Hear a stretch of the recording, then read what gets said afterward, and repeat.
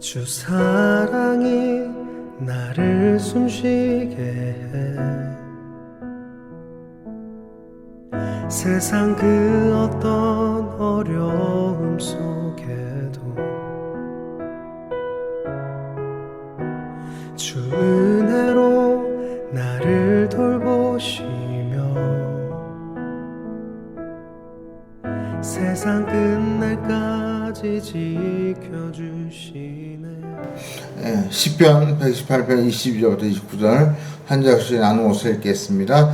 건축자가 버린 돌이 집 모퉁이의 머릿돌이 되었나니 이 날은 여호와께서 정하신 것이라. 이 날에 우리가 즐거워하고 기뻐하리로다.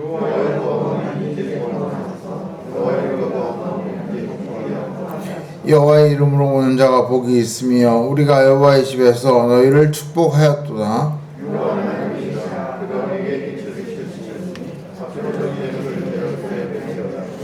주는 나의 하나님이시라. 내가 주께 감사하리이다. 주는 나의 하나님이시라. 내가 주를 높이리이다. 여호와께 감사하라. 근성하시며 그의 인자하심이 영원하미로다. 아멘. 지난주에 우습고 또 슬픈 그런 뉴스를 하나 보았습니다. 어느 치킨집 사장님이 자기네 음식을 시켜 먹은 어느 고객이 그 남긴 후기를 읽다가 이런 글을 보게 되었습니다. 거기 후기에 남기지 않고 먹은 치킨은 이 집이 처음인 것 같다. 포장도 깔끔히 해주셔서 감사하다. 마지막으로 치킨이 먹고 싶었다.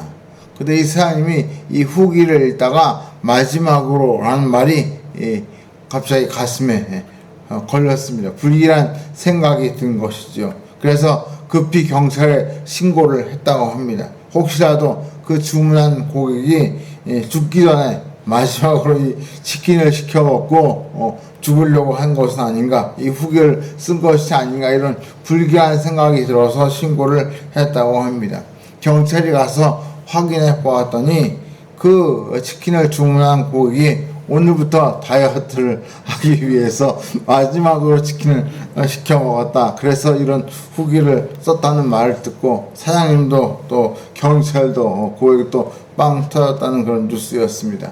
참 해프닝으로 끝나서 다행이라는 생각이 듭니다. 요즘 코로나 때문에 하도 힘들어하는 분들이 많고 또 건물 붕괴처럼 정말 마음 아픈 사건, 사고가 많아서인지 참 이런 뉴스거리가 되는 것 같습니다. 우리가 새해를 시작하면서 모두가 소망하는 것 중에 하나를 꼽으라면 바로 형통함을 꼽을 수 있을 것 같습니다. 그래서 저는 이 2월 한 달 동안 성경에서 말씀하는 형통함을 주제로 여러분과 말씀을 나누고자 합니다. 오늘 그 첫 시간으로 하나님께 형통함을 간구하라. 하나님께 형통함을 간구하라. 이런 제목으로 말씀을 드리고자 합니다.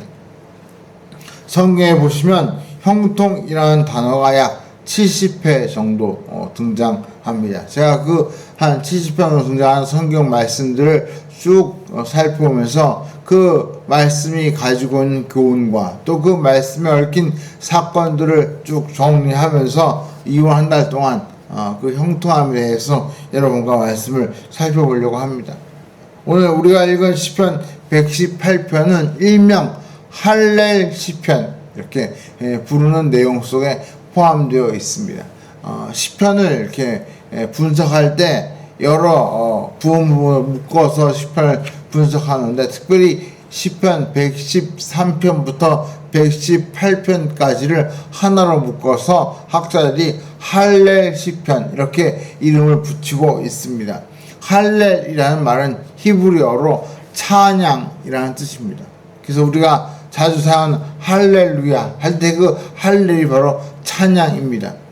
할렐루야에서는 그 할렐이 찬양이고 루는 그 히브리어의 명령형 어미 뭐 해라 이런 뜻이고 야는 여호와 야훼의 약자 하나님의 이름을 줄여서 야 이렇게 부르기도 합니다. 그래서 할렐루야는 하나님을 찬양하라 이런 명령이죠. 그래서 이 시편 113편부터 118편 속에 특별히 이 하나님을 찬양하라는 구절이 많이 나오기 때문에 이 113편부터 118편을 묶어서 할례 시편, 찬양 시편 이렇게 학자들이 부르고 있습니다. 특히 이 할례 시편은 6월절 절기를 지킬 때 이 시편을 낭독하면서 사람들이 이 말씀을 묵상했다고 합니다. 6월절은 우리로 치면 광복절 같은 유대인의 절기인 것이죠. 해방을 의미하고 자유를 의미하는데 그 해방과 자유의 절기에 이 하나님을 찬양하는 이 시편을 낭독했다는 것은 대단히 의미 있는 일이라고 생각이 됩니다. 그 중에서 오늘 우리가 읽은 이 말씀은 그 할렐 시편의 마지막 결론 부분에 해당하는 말씀입니다. 즉, 이 하나님을 찬양하는 그 찬양의 마지막이 하나님께 형통함을 간구하라는 주제로 마무리를 하고 있다는 것이죠.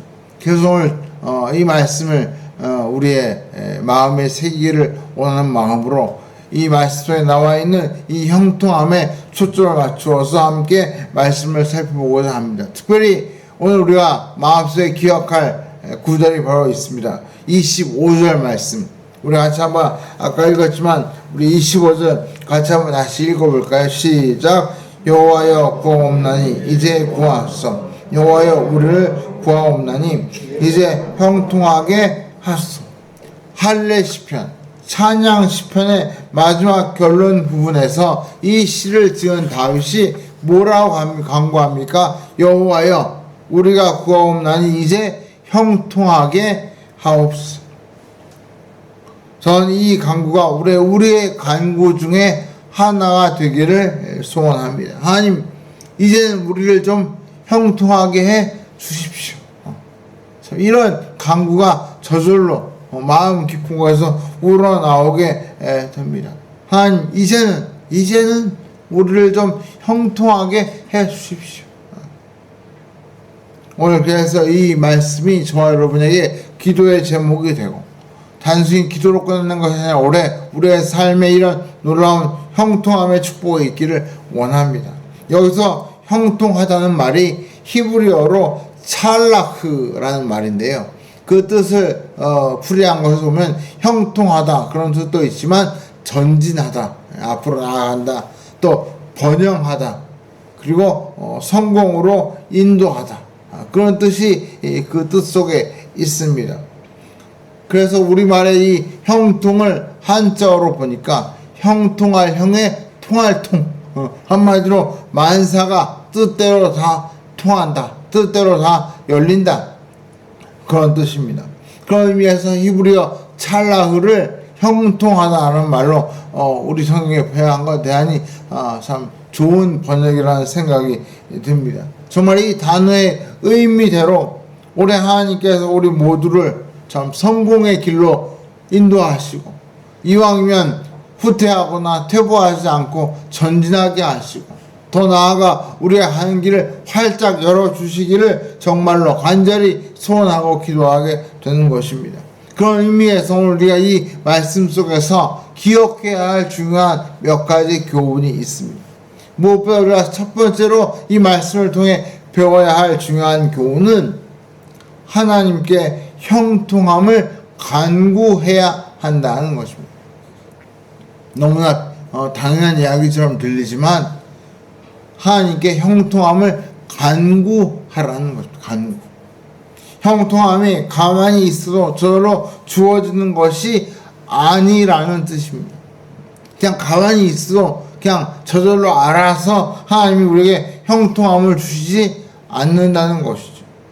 우리가 하나님께 형통함을 구할 때, 간구할 때 하나님께서 우리에게 형통함을 열어주신다는 것입니다. 제가 가끔 저희 아이들에게 비유적으로 이런 말을 합니다. 감나무 밑에서 감이 떨어지기를 기다리지 말라고. 저도 그렇고 많은 분들이 정말 저절로 감이 떨어지기를 기다리는 경우가 많습니다. 그냥 저절로 크게 고생하지 않아도 일이 쉽게 잘 풀렸으면 하는 마음이 누구에게나 있죠. 어느 뭐 시즌에 저희 아이가 수학 문제를 풀다가 저한테 제가 옆에 와서 잘 풀리냐 그랬더니 갑자기 짜증을 확 내면서 아빠 이건 X로 풀면 단번에 풀리는데 왜 이걸 직접 풀어야 돼? X로 풀면 풀리는데 왜 이걸 손으로 풀어야 되냐고. 그래서 그게 수학이야. 제가 그러고 어깨를 들어주고 나왔는데 정말 그냥 자판기로 아니면 뭐 컴퓨터로 엑셀로 풀면 다 풀리겠죠. 근데 그걸 꼭 해야 되는 과정이기 때문에 하는 것입니다. 우리가 형통함에 의해서 그냥 저절로 하나님이 알아서 그냥 주시면 얼마나 좋아요. 근데 오늘 성경에 보니까 다윗이 뭐라고 기도합니까? 여호와여 이제 구원나니 형통함을 주옵소서. 형통함을 간구하고 있습니다. 저희 같은 경우에 부모님이 알아서 잘해주길 바라는 마음이 많습니다. 어릴 때야 당연히 부모가 알아서 잘 해주죠. 근데 커서까지 부모가 알아서 해주기를 바라면 그건 정상이 아닌 것입니다.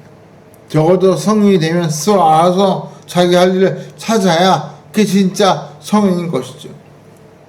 하나님도 마찬가지입니다. 하나님은 우리를 너무나 잘 아시기 때문에 우리가 말하지 않아도 우리에게 무엇이 필요한지 또 우리를 어디로 어떻게 인도해야 할지 너무나 잘 아십니다. 우리의 신앙이 어린아이와 같을 때에는 하나님께서 정말 알아서 우리를 잘 해주실 때가 있습니다. 제가 그래서 종종 농담만 진담만으로 예수 처음 믿는 분들에게는 이렇게 하면 지금이 기회다. 지금 하나님께 필요한 거 있으면 지금 구하라고.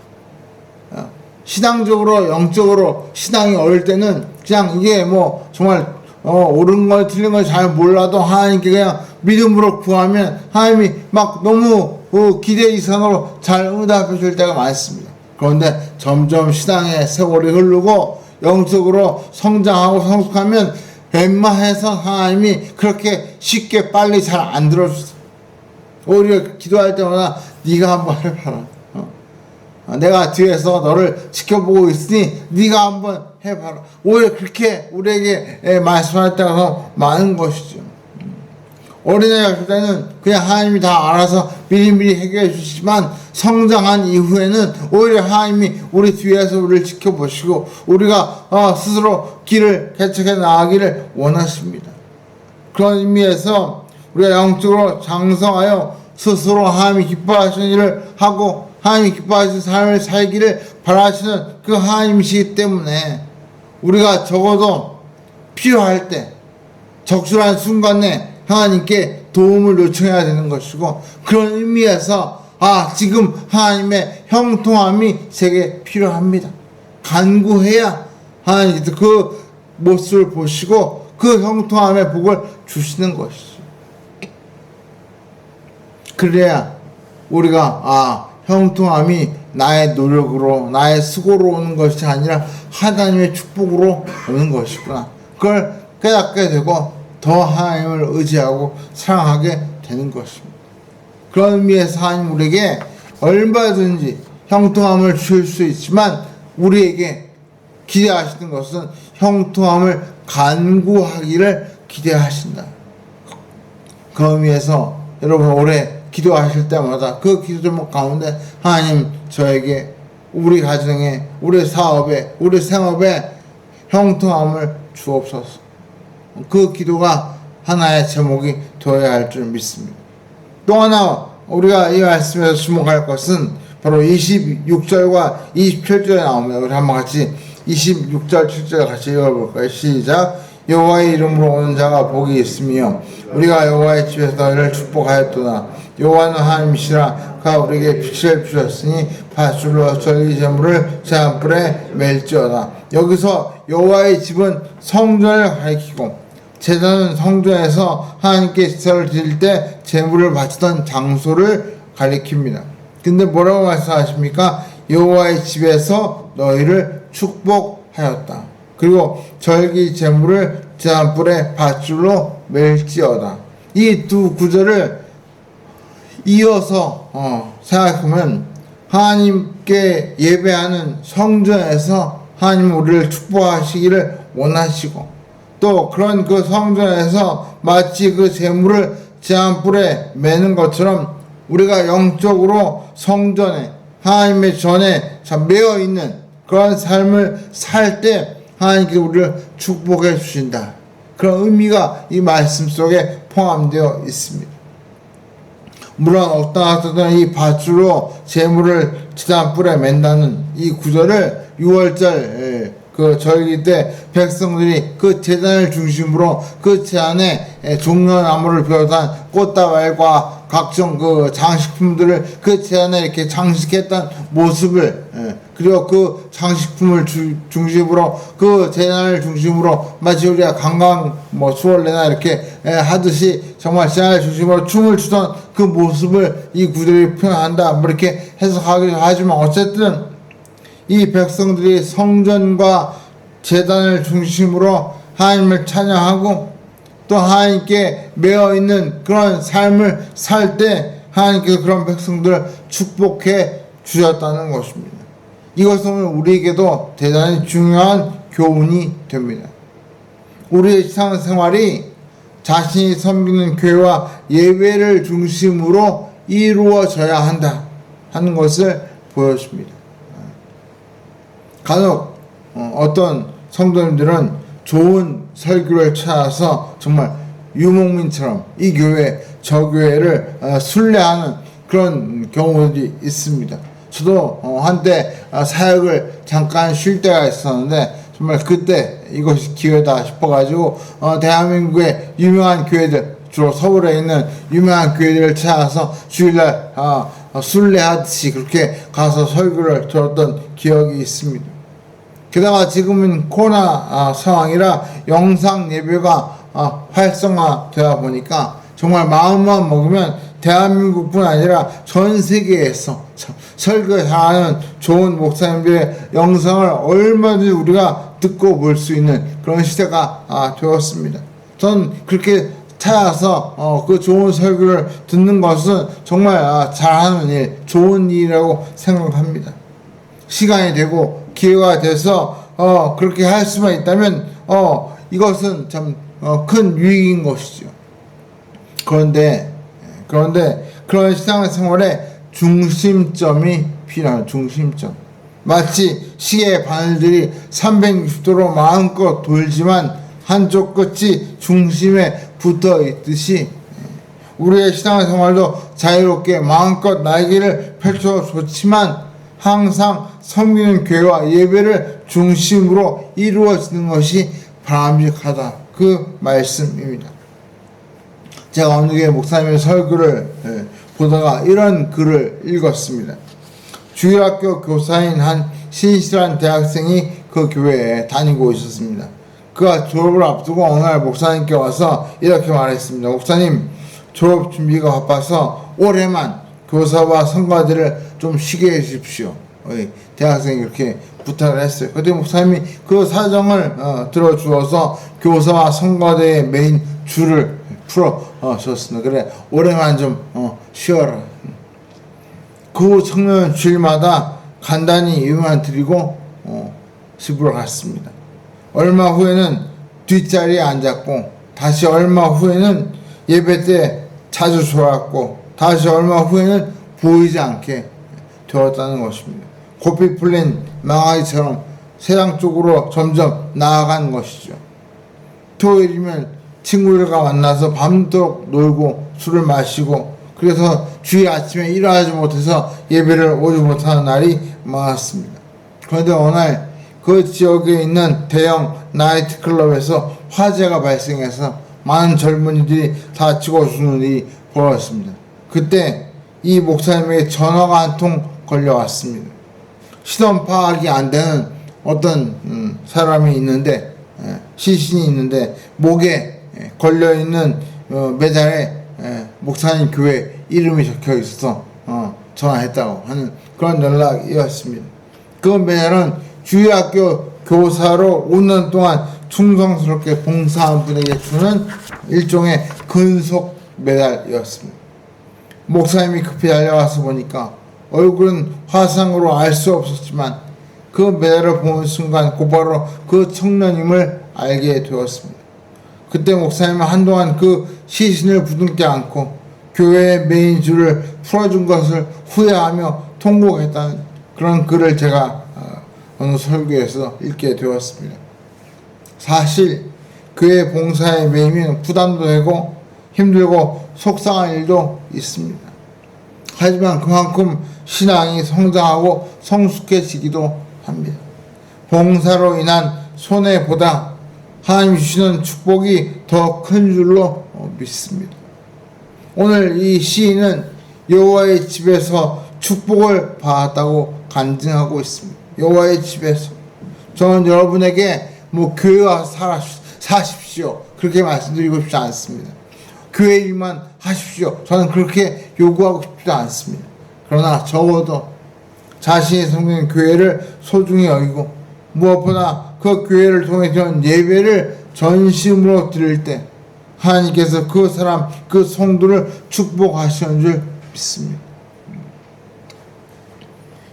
마지막으로 그렇다면 하나님께서 이렇게 형통함을 간구하라고 하시는데 과연 하나님께서 주시는 형통함은 어떤 모습일까?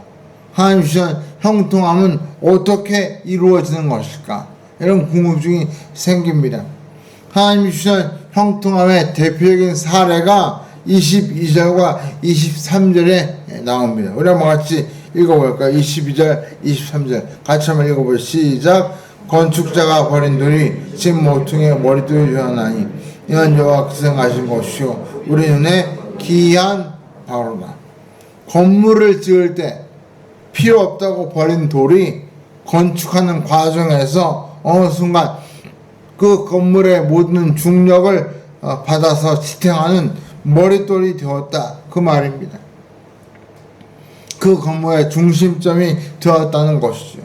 이것은 비유적으로 사람에게 비유할 때 멸시와 천대를 받던 사람이 영광과 존귀를 받는 그런 사람으로 변했다 그런 뜻으로 우리가 이해할 수 있습니다.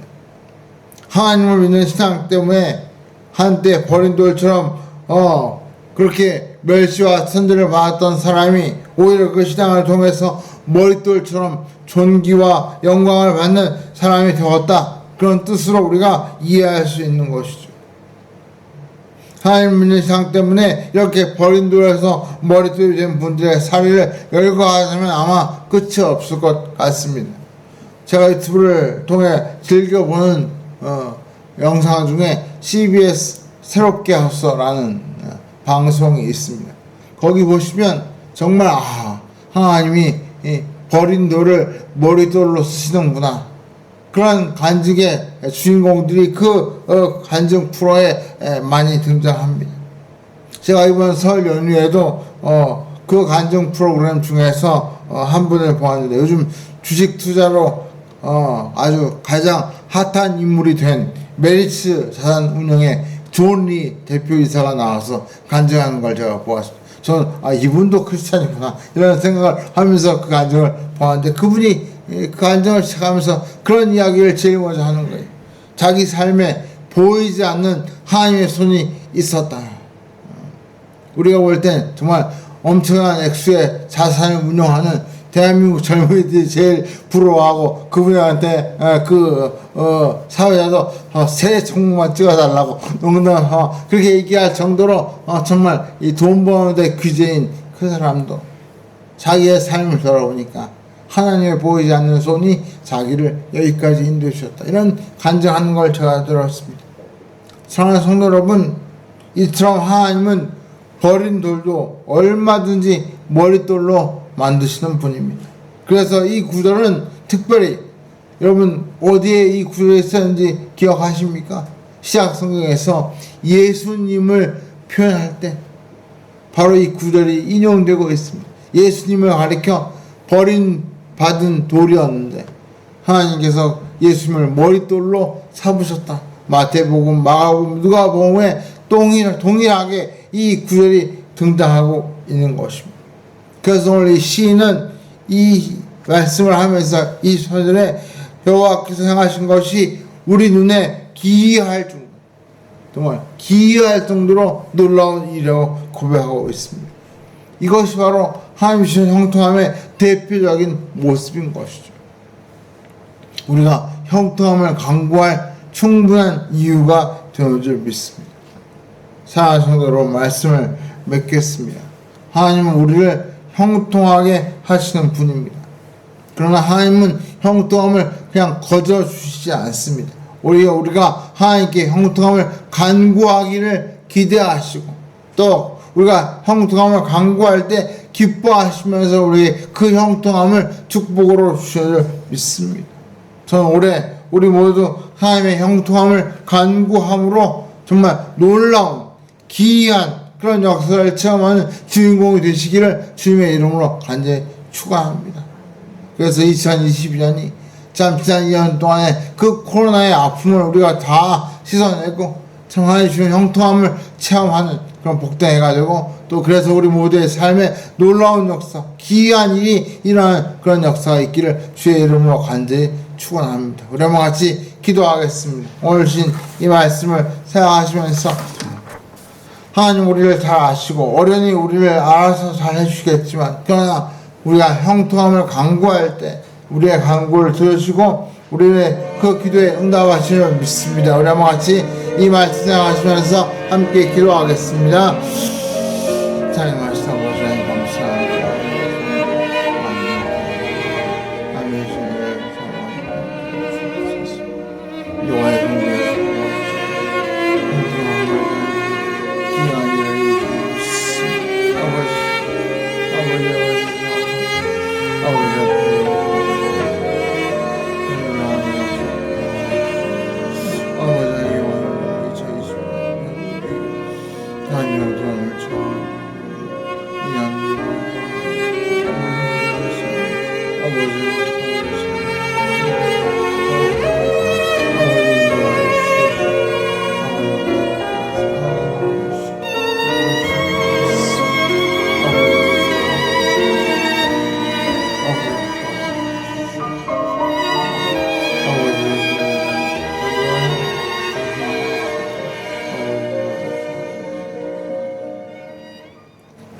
사랑의 하신 아버지 하나님 감사합니다. 이와 함께 형통함을 간구하라. 오늘 이 말씀을 저희가 마음에 새기며 올 한 해 하나님께서 주실 그 형통함의 축복을 사모하고 기도하며 나아가기를 원합니다. 아버지, 정말 올해가 지난 2년 동안의 코로나로 인해 힘들었던 그 아픔과 상처를 다 씻어내고 다시 한번 힘있게 우뚝 서는 그런 형통한 축복의 한 해가 되게 하여 주시옵소서. 우리를 통하여 일하시는 하나님, 기이한 역사를 이루시는 그 하나님의 손길이 오늘 저희를 붙들어 주시고 보이지 않는 하나님의 손이 저희를 세워주시는 놀라운 축복이 올해 우리에게 임하게 하여 주시옵소서. 이제는 우리 주 예수 그리스도의 그 크신 은혜와 하나님 아버지의 놀라우신 사랑과 성령님의 감화 감동 인도 역사하심이 버린 돌을 몰돌로 만드시는 형통함의 주인이신 하나님, 그 하나님께 형통함을 간구하는 삶을 살기를 마음속에 다짐하고 돌아가는 이 자리에 모여 숙인 사랑하는 주의 자들의 심령위와 저들의 간절한 기도 제목을 위해, 또 우리 교회 위에 이 나라의 민족과 성도사님들 위해 이제로부터 영원토록 함께 계실지어다. 아멘. 주님만이 할렐루야. 예배를 하셨습니다. 한번 저와 앞뒤에 계신 분들께 이렇게 인사하실까요? 여호와께 형통함을 간구합시다. 예, 형통함을 간구하시고 그 형통함을 통해 놀라운 기적을 체험하는 저와 여러분 되시기를 바랍니다. 우리 하나님께 영광 박수를 드리고 예배를 마치겠습니다.